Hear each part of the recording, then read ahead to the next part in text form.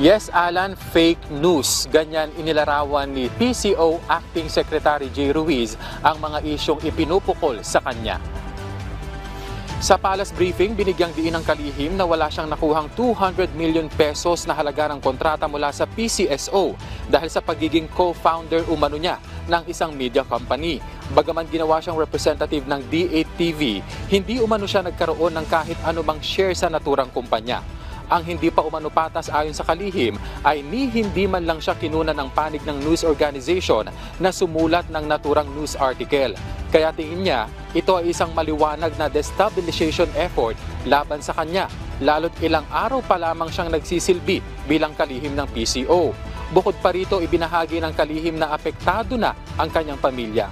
Tumaas pangaraw ang alta presyon ng kanyang ina nang malaman ang issue. Kasunod nito, Alan, nag-request na raw si Ruiz ng security para sa kanya at sa kanyang pamilya para matiyak ang kanilang kaligtasan. Muli rin niyang iginiit na kasalukuyan ng pinoproseso ang pag-divest ng kanyang mga negosyo bago pa siya naupo bilang PCO Secretary kung sakaling makitaan ang mga ito ng conflict of interest.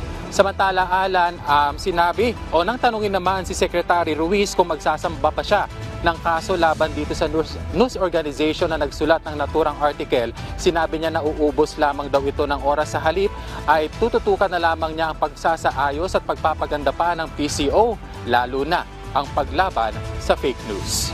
At yan na muna ang latest. Balik sa iyo, Alan. Maraming salamat, Kenneth Pasyente.